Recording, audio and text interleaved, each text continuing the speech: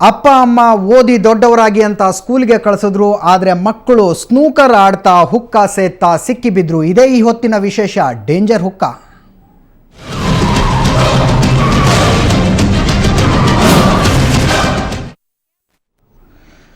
ನಿಜಕ್ಕೂ ಕಳವಳಕ್ಕೀಡು ಮಾಡಬಲ್ಲಂತಹ ಘಟನೆ ವೀಕ್ಷಕರೇ ನಡೆದಿರುವಂಥದ್ದು. ಬೆಂಗಳೂರಿನ ರೆಸಿಡೆನ್ಸಿ ರಸ್ತೆಯ ಹುಕ್ಕಾ ಜಾಯಿಂಟ್ ಒಂದಕ್ಕೆ, ಅಂದರೆ ಸ್ನೂಕರ್ ಜಾಯಿಂಟ್ ಹೆಸರಿನಲ್ಲಿ ನಡೀತಾ ಇದ್ದಂಥ ಹುಕ್ಕಾ ಜಾಯಿಂಟ್ ಒಂದಕ್ಕೆ BBMP ಅಧಿಕಾರಿಗಳು ಸ್ಥಳೀಯ ಕಾರ್ಪೊರೇಟರ್ ರೇಡ್ ಮಾಡಿದಂಥ ಸಂದರ್ಭದಲ್ಲಿ ಒಳಗಿದ್ದವರು 8, 9 ಮತ್ತು 10ನೇ ತರಗತಿಯ ವಿದ್ಯಾರ್ಥಿನಿಯರು. ಇವರೆಲ್ಲ ಪ್ರತಿಷ್ಠಿತ ಶಾಲೆಗಳಲ್ಲಿ ಓದ್ತಿದ್ದಂಥವರು, ಶ್ರೀಮಂತರ ಮಕ್ಕಳು ಮತ್ತು ದೊಡ್ಡವರ ಮಕ್ಕಳು.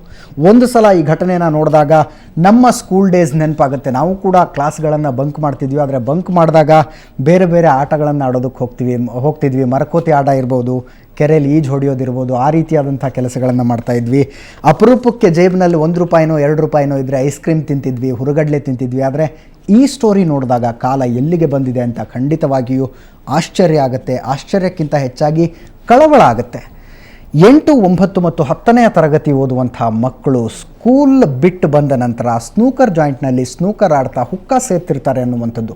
ಅದು ಒಬ್ಬರು ಇಬ್ಬರು ಅಲ್ಲ, 25, 30 ವಿದ್ಯಾರ್ಥಿನಿಯರು ಈ ರೀತಿ ಸಿಕ್ಕಾಕೊಂಡಾಗ ಎಲ್ಲೋ ಒಂದು ಕಡೆ ಪೋಷಕರಿಗೆ ಕಳವಳ ಆಗುತ್ತೆ, ಹಿರಿಯರಿಗೆ ಕಳವಳ ಆಗುತ್ತೆ. ಇದು ಎಲ್ಲಿಗೆ ಬಂತು ಸಮಾಜ ಅನ್ನುವಂಥದ್ದು. ಇದರ ಬಗ್ಗೆ ಚರ್ಚೆ ಮಾಡೋದಕ್ಕೆ ನಮ್ಮ ಜೊತೆ ಕೆ. ಶಿವಕುಮಾರ್ ಅವರಿದ್ದಾರೆ. ಶಿವಕುಮಾರ್ ಶಾಂತಲಾನಗರ ವಾರ್ಡ್ನ ಕಾರ್ಪೊರೇಟರ್. ಶಿವಕುಮಾರ್ ಅವರ ಕಾರ್ಯಕ್ರಮಕ್ಕೆ ಸ್ವಾಗತ. ಅದೇ ರೀತಿ ಪ್ರಶಾಂತ್ ಅವರಿದ್ದಾರೆ. ಪ್ರಶಾಂತ್ ಅವರು ವೃತ್ತಿಯಿಂದ ಬಿಸ್ನೆಸ್ಮನ್, ಜೊತೆಗೆ ಶಿವಕುಮಾರ್ ಅವರ ಸ್ನೇಹಿತರು ಕೂಡ ಹೌದು. ಇವರು ರೇಡ್ನಲ್ಲಿ ಪಾಲ್ಗೊಂಡಿದ್ದರು. ಪ್ರಶಾಂತ್, ಕಾರ್ಯಕ್ರಮಕ್ಕೆ ಸ್ವಾಗತ. ನಮಸ್ಕಾರ. ನಿಜಕ್ಕೂ ಶಿವಕುಮಾರ್ ಅವರೇ, ಭಾಳ ಆಘಾತ ಆಗ್ತಾ ಇದೆ ಈ ಒಂದು ಬೆಳವಣಿಗೆಯನ್ನು ನೋಡಿದರೆ. ನಿಮ್ಮ ವಾರ್ಡ್ನಲ್ಲೇ ಇರುವಂಥದ್ದು ಬಹುಶಃ ನೀವೇನು ಹೆಮ್ಮೆ ಪಡುವಂಥದ್ದಲ್ಲ ಅಂಥದ್ದೊಂದು ಹುಕ್ಕ ಜಾಯಿಂಟ್ ಇತ್ತು ಅಂತ ನಿಜವಾಗ್ಲೂ ಬೇಜಾರಾಗ್ತಿರ್ಬೇಕು ನಿಮಗೂ. ಅದು ನಮ್ಮಲ್ಲಿ ಏನಂದರೆ ಎಲ್ಲ ಒಳ್ಳೊಳ್ಳೆ ಸ್ಕೂಲ್ ಇದೆ, ಎಲ್ಲ ಒಂಥರ ಹೆಸರು ಮಾಡಿರೋಂಥ ಸ್ಕೂಲ್ಗಳು ನನ್ನ ವಾರ್ಡಲ್ಲಿದೆ. ಬಿಷಪ್ ಕಾಟನ್, ಸೆಂಟ್ ಜೋಸಫ್ ಆಗಲಿ, Saint Joseph Veerappan Indian school, Saint Joseph commerce college, ಈ ಥರ ಎಲ್ಲ ಕಾಲೇಜುಗಳು, ಬಾಲಿನ್ಸ್ ಗರ್ಲ್ಸ್ ಬಾಯ್ಸ್ ಎಲ್ಲ ನಮ್ಮ ವಾರ್ಡಲ್ಲಿ. ಬಟ್ ಏನಾಗಿದೆ ಅಂದರೆ ಒಳ್ಳೆ ಹೆಸರಂಥ ಸ್ಕೂಲಲ್ಲಿ ಓದೋಂಥ ಮಕ್ಕಳು ಈ ಥರ ಮಾಡ್ತಾರಂತೆ. ಈವನ್ ಪೇರೆಂಟ್ಸ್ ತಿಳ್ಕೊಳ್ಬೇಕು. ಒಳ್ಳೆ ಸ್ಕೂಲ್ ಸೇರಿಸ್ತೀನಿ, ಅದೇ ರೀತಿ ಅದನ್ನು ಫಾಲೋ ಅಪ್ ಮಾಡಬೇಕಂದ್ಬಿಟ್ಟು. ಒಳ್ಳೆ ಸ್ಕೂಲ್ ಸೇರೋ ಮಕ್ಕಳು ಎಲ್ಲ ಶ್ರೀಮಂತ ಮಕ್ಕಳು ಇರ್ತಾರೆ. ಶ್ರೀಮಂತ ಮಕ್ಕಳು ಇದು ಮಾಡುವಾಗ ಅಲ್ಲಿ ಜೋಬಲ್ಲಿ ದುಡ್ಡು ಜಾಸ್ತಿ ಇರುತ್ತೆ. ಯಾವ ರೀತಿ ಯುಟಿಲೈಸ್ ಮಾಡಬೇಕಂತ ಪಾಪ ಅವ್ರಿಗೆ ಗೊತ್ತಿರಲ್ಲ, ಇನ್ನೂ ಮೆಚೂರ್ಡ್ ಮೈಂಡ್ ಇರಲ್ಲ ಅನಿಸುತ್ತೆ. ಆ ಥರ ಇರುವಾಗ ನಾವು ಪೇರೆಂಟ್ಸ್ ಯೋಚನೆ ಮಾಡಬೇಕಂತ ವಿಷಯ ಅದು.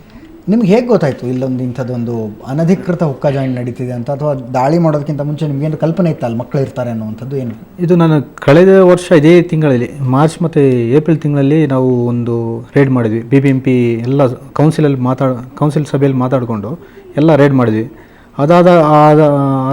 ಆವಾಗ ಸ್ವಲ್ಪ ಜನ ಸಿಕ್ಕಿದ್ರು.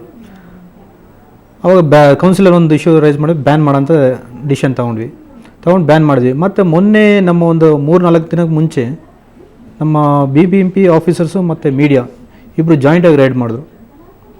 Church street, BA road, MG road ಮತ್ತು ಲ್ಯಾವಿಲಿ ರೋಡ್, ಇಂಥ ಜಾಗಗಳಲ್ಲಿ. ಸೊ ಅವಾಗ ಯಾರೂ ಸಿಗಲಿಲ್ಲ. ಇದು ಯಾವ ರೀತಿ ಆಗಿದೆ, ಮಾಫಿಯಾ ಆಗಿಬಿಟ್ಟಿದೆ.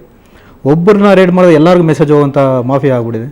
ಎಸ್, ಅಂದರೆ ಹುಕ್ಕ ಜಾಯಿಂಟ್ಗಳವ್ರದ್ದೇ ಸಪ್ಲೈಯರ್ಸ್ ಒಬ್ಬರೇ ಇರೋ ರೀತಿ ಕಾಣಿಸ್ತದೆ ನಮ್ಗೆ ತಿಳಿದಂಗೆ. ಸೊ ಒಬ್ಬರನ್ನ ರೇಡ್ ಮಾಡಿದ್ರೆ ಎಲ್ಲರೂ ಅಲ್ಲಿ ಯಾವುದೂ ಸಿಗೋಲ್ಲ. ಒಬ್ಬರ ಕಡೆ ಎಲ್ಲ ರೇಡ್ ಹೋಗ್ತೀವಿ ಅಂದರೆ ಎಲ್ಲರೂ ಕ್ಲೋಸ್ ಆಗಿರುತ್ತೆ. ಆ ಹುಕ್ಕನೇ ಇರೋಲ್ಲ, ಹುಕ್ಕ ಸೇಲ್ ಮಾಡೋಕ್ಕೆ ಹೋಗೋಲ್ಲ. ಆದರೆ ಇವಾಗ ಈ ದಿನ ನಾವು ಟೀಮ್ ಮಾಡ್ಕೊಂಡು ನಮ್ಮ BBMP ಆಫೀಸರ್ಸ್ ಡಾಕ್ಟರ್ ಸುರೇಶ್ ಅಂದ್ಬಿಟ್ಟು ನಾವು ಡಿಸ್ಕಸ್ ಮಾಡ್ಕೊಂಡು ಈ ಥರ ಇದನ್ನು ಕಂಟ್ರೋಲ್ ಮಾಡಲೇಬೇಕು, ಕಡಿವಾಣ ಹಾಕಲೇಬೇಕು ಅಂದ್ಬಿಟ್ಟು ಡಿಸ್ಕಸ್ ಮಾಡಿಕೊಂಡು ನಾನು ಇದು ಮಾಡಿದೆ. ನಾನು ಇನ್ಫಾರ್ಮೇಷನ್ ಕೊಡ್ತೀನಿ, ನಾನು ಇನ್ಫಾರ್ಮೇಷನ್ ಕಲೆಕ್ಟ್ ಮಾಡಿ ನಿಮ್ಗೆ ಕೊಡ್ತೀನಿ. ಆ ಟೈಮ್ ನೀವು ಬನ್ನಿ ಅಂತ ನಾವು ಮಾತಾಡ್ಕೊಂಡ್ವಿ. ಇವತ್ತು ಒಂದು 10 ಜನ ಎಲ್ಲ ಕಡೆ ಸ್ಪ್ರೆಡ್ ಆಗಿದ್ವಿ. ಆವಾಗ ಪ್ರಶಾಂತ್ ಅವರು ಬಂದುಬಿಟ್ಟು ಈ ಕೋನಾರ್ ಹೋಟ್ಲ್ ಹಿಂದೆ ಇರೋ ಇದು ಸ್ನೂಕರ್ ಜಾಯಿಂಟಲ್ಲಿ ಅಲ್ಲಿ ಹೋಗಿದ್ರು. ಅಲ್ಲಿ ನಡೀತದೆ ಅಂತ ಕನ್ಫರ್ಮ್ ಮಾಡಿ ನಮಗೆ ಮೆಸೇಜ್ ಕೊಡು. ನಾನು ನಮ್ಮ BBMP ಆಫೀಸರ್ಸ್ ಡಾಕ್ಟರ್ ಸುರೇಶ್ ಅವ್ರು ಮೆಸೇಜ್ ಕೊಟ್ಟಿದ್ದು ಪ್ರಶಾಂತ್ ನೀವು ಒಳಗಡೆ ಹೋಗಿ ನೋಡಿದ್ರಿ ಒಂದ್ಸಲ ಅಲ್ಲಿ ಏನು ನಡೀತಾ ಇದೆ ಅನ್ನುವಂಥದ್ದು? ಆ್ಯಕ್ಚುಲಿ ಸರ್, ನಾನು ಸ್ನೂಕರ್ ಒಂದು 15 ಇಯರ್ಸಿಂದ ಆಡ್ತಾ ಇದ್ದೀನಿ. ಓಕೆ, ಇನ್ನು ಸ್ನೂಕರ್ ಪ್ಲೇಯರು? ಹೌದು. Very good. ಓಕೆ, ಪ್ಲೇಯರ್ ಅಂದರೆ ಒಂದು ಸ್ನೂಕರ್ ಇದಕ್ಕೆ ಮಟ್ಟಕ್ಕೆ ಅಷ್ಟೇ. ಹೋಗ್ಬೇಕಾದ್ರೆ ನಾನು ಫ್ರೀ ಆಗಿದ್ದಾಗಲ್ಲ ಅಲ್ಲಿ ಹೋಗ್ತೀನಿ, ಆಡ್ತೀನಿ, ಬರ್ತಿರ್ತೀನಿ. ಬಟ್ ಸ್ವಲ್ಪ ದಿವಸದಿಂದ ತುಂಬ ಮನ್ಸಿಗೆ ಬೇಜಾರಾಗೋಯ್ತು ನನಗೆ. ಯಾಕಂದರೆ ಈ ಮಕ್ಕಳು ಸ್ಕೂಲ್ ಮಕ್ಕಳು ಸ್ವಲ್ಪ ಜಾಸ್ತಿ ಬರೋದಕ್ಕಾಯಿತು. ನಾನು ಓನರ್ಗೆ ಹೇಳಿದೆ, ಇದೆಲ್ಲ ಸರಿ ಇಲ್ಲ, ಇದೆಲ್ಲ ತುಂಬ ತಪ್ಪು ಮಾಡ್ತಾ ಇದೆಯಾ, ನೀನು ತುಂಬ ಮಿಸ್ಟೇಕ್ ಮಾಡ್ತಾ ಇದೆಯಾ, ಬೇಡ ಸ್ಕೂಲ್ ಮಕ್ಕಳು ಲೈಫಲ್ಲಿ ಆಡೋದಕ್ಕೆ ಹೋಗ್ಬೇಡ ಅಂತ ನಾನು ಡೈರೆಕ್ಟಾಗಿ ಹೇಳಿದೆ. ಮತ್ತು ಅವನಿಗೆ ಫೋನ್ ಮಾಡಿನೂ ಹೇಳಿದೆ, ಬೇಡಪ್ಪ ತುಂಬ ತಪ್ಪು ಮಾಡ್ತಾ ಇದೆಯಾ ಅಂತ. ಅವನು ಸರ್ ನೀವೇನು ಬೇಕೋ ಮಾಡ್ಕೊಳ್ಳಿ ಅಂತ ತಲೆ ಕೆಡಿಸ್ಕೊಳ್ಳೋಲ್ಲ, ನಿಮ್ಮ ಕೈಲಿ ಏನಾಗುತ್ತೋ ಮಾಡ್ಕೊಳ್ಳಿ ಅಂತ. ಆಮೇಲೆ ನಂಗೆ ತುಂಬ ಬೇಜಾರಾಯಿತು. ನಾನು ಬಂದುಬಿಟ್ಟೆ ಮನೆಗೆ. ಒಂದು ಹೇಳಿದ್ರಿ ನೀವು ಓನರ್ ವಾರ್ನ್ ಮಾಡಿದ್ದೆ ನಾನು. ಓಕೆ. ಆಮೇಲೆ ಒಂದು 3-4 ದಿವಸ ನಂಗೆ ಸರಿ ನಿದ್ದೆ ಬಂದಿಲ್ಲ. ಎಲ್ಲೋ ಒಂದು ಕಡೆ ಕೊರಗು, ಈ ಥರ ನಾನೇನು ಮಾಡೋಕ್ಕಾಗ್ತಿಲ್ಲ ಅಂತ. ಬಟ್ ನಾನು ಯಾವತ್ತೂ ಇವ್ರ ಹತ್ರ ಹೋದಾಗ, ಶಿವಕುಮಾರ್ ಅವ್ರ ಹತ್ರ ಹೋದಾಗ, ನನಗೆ ಯಾವುದೇ ಒಂದು ಹೆಲ್ಪ್ ಕೇಳಿದ್ರೆ ಅವ್ರು ಇಮಿಡಿಯೇಟು ಒಳ್ಳೆ ಕೆಲಸಕ್ಕೆ ಮಾತ್ರ, ಯಾವುದೇ ಒಂದು ಒಳ್ಳೆ ಕೆಲಸಕ್ಕೆ ಮಾತ್ರ ಇಮಿಡಿಯೇಟ್ ನನಗೆ ಹೆಲ್ಪ್ ಮಾಡ್ತಾರೆ ಅವರು.